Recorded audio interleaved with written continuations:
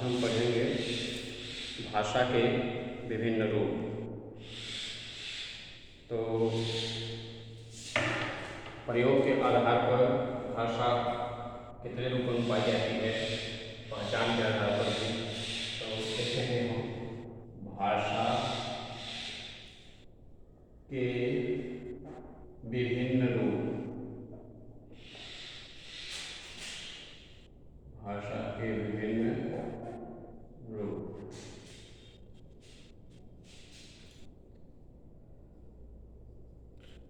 भाषा कितने रूपों में पाई जाती है? तो भाषा पूरे भारत में 1632 या कह सकते हैं कि लगभग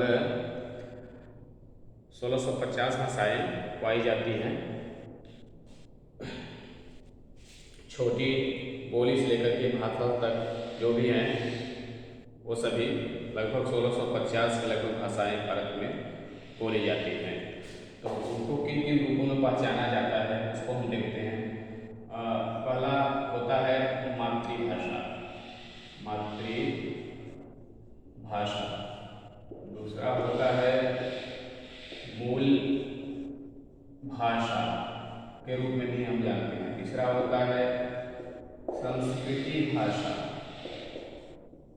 संस्कृति भाषा के रूप में भी हम इसको जानते हैं।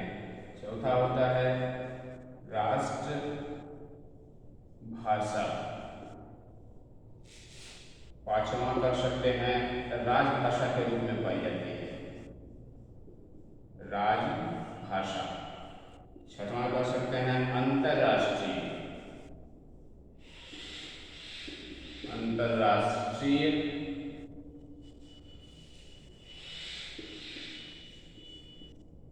भाषा। इतने रूपों में भारत में पाई जाती है।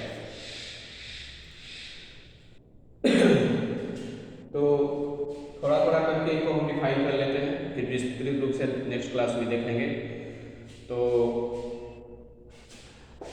पहला है मातृभाषा। मातृभाषा किसे कहते हैं? मातृभाषा वह भाषा होती है जिसे बालक सबसे पहले अपने परिवार से, अपने माता के द्वारा सीखता है। अपने परिवार से अनुकरण करके वह सीखता है। जो भाषा उसके परिवार में बोली जाती है उस भाषा को वह अनुकरण करके सीखता है। वह उसकी प्रथम बोली, फर्स्ट लैंग्वेज, माँ की बोली या परिवार की भाषा कहा जाता है। वह उसके परिवार में नहीं बल्कि अगल बगल उसके पास पड़ोस में भी वह भाषा बोली जाती है, वो उसकी मातृभाषा है। जैसे यहाँ की मातृभाषा हम कह सकते हैं कि भोजपुरी भाषा है, परंतु एक सीमित बोली के रूप में इसको समझा जाता है। इसलिए हिंदी भाषा जो है पूरा बिहार समझता है, पूरा उत्तर प्रदेश समझता है, इसलिए कह सकते हैं। और आधिकारिक रूप से भी यह है कि हिंदी भाषा जो है वह बिहार की मातृभाषा के रूप में जानी जाती है, क्योंकि यह विस्तृत रूप में सभी लोग इसको समझते हैं। और अगर भोजपुरी की बात करें तो बिहार में बहुत सी बोलियां हैं। मैथिली है, भोजपुरी है, बज्जिका है, अंगिका है। तो सभी को हम मातृभाषा का दर्जा लिखित रूप से नहीं दे सकते, उसमें पठन पाठन का कार्य सब नहीं चल सकता है।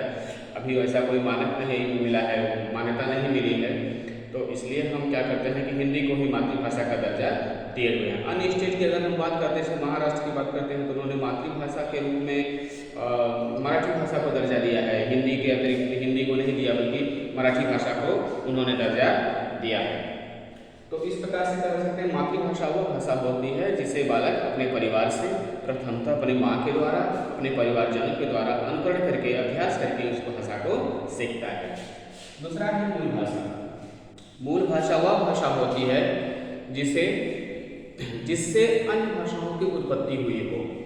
जैसे हमारी हो गई संस्कृत, तो संस्कृत भाषा ऐसी भाषा है जिससे कि तमाम भाषाओं की उत्पत्ति हुई है। कह सकते हैं देवनागरी लिपि वाली जो भी भाषाएं हैं उन भाषाओं की उत्पत्ति संस्कृत भाषा से हुई है। उनकी जननी संस्कृत भाषा है या मूल भाषा संस्कृत भाषा है।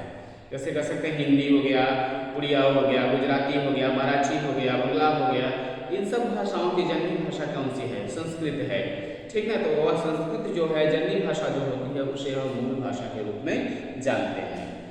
फिर थर्ड है संस्कृति भाषा। तो संस्कृति भाषा क्या होती है? संस्कृति भाषा वह भाषा होती है कि जिसमें कि हमारे रीति रिवाज, परंपराओं, ठीक है, रीति रिवाज, परंपराओं और महापुरुषों की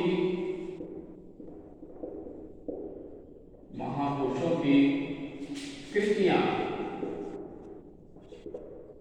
महापुरुषों की कृतियों का वर्णन मिलता है, महापुरुषों की कृतियों का वर्णन मिलता है, उसे हम क्या कहते हैं, संस्कृति भाषा, जिसमें हमारे किसी भी क्षेत्र के, किसी भी राज्य के, किसी भी देश के संस्कृति का, वहाँ के रहन सहन, रीति रिवाज, परंपराओं का वर्णन मिलता है, उसे हम उस प्रदेश, उस राज्य की संस्कृति भाषा कहते हैं। जैसे इंग्लिश को ले लिया जाए, यूरोपियन कंट्रीज जो है उनका जो संस्कृति भाषा है वह इंग्लिश है, क्योंकि वहाँ पर उस भाषा में, इंग्लिश भाषा में, अंग्रेजी में उन देशों की रीति रिवाज, परंपराओं, महापुरुषों की गाथाओं का वर्णन, उनके सिद्धांतों, उनके विचारों का वर्णन मिलता है। नेक्स्ट है आपकी राष्ट्रभाषा। राष्ट्रभाषा वह भाषा होती है जिसको कि राष्ट्र संवैधानिक रूप से राष्ट्रभाषा का दर्जा दिया गया हो। ठीक, तो इस प्रकार से हम कह सकते हैं कि भारत में सर्वप्रथम हिंदी को दिया गया था, बट उसके विरोध के रूप में बहुत सी बातें आई।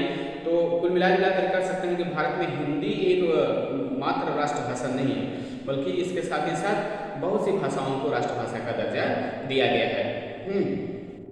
लगभग इस वर्तमान में जो राजभाषा के रूप में जानी जाती है, वो सभी भाषाओं को कह सकते हैं कि राष्ट्रभाषा के रूप में जाना जाता है। तो फिर है राजभाषा। राजभाषा क्या होती है? राजभाषा वह भाषा होती है जिसे हम कह सकते हैं प्रशासनिक भाषा। इसे क्या कहते हैं? प्रशासनिक भाषा, मतलब जिसमें कि राजकाज किया जाता हो, जिसमें कि राज्य सरकार या संघ सरकार या जो भी है पूरा देश, जिसमें कि प्रशासनिक कार्य को करता हो। तो सर्वप्रथम हिंदी को संघ की राजभाषा घोषित किया गया था, संघ की राजभाषा घोषित किया गया। 14 सितंबर 1949 को हिंदी को जिस संविधान में अनुच्छेद 343 में सम्मिलित किया गया था, और उसके बाद क्या किया गया था कि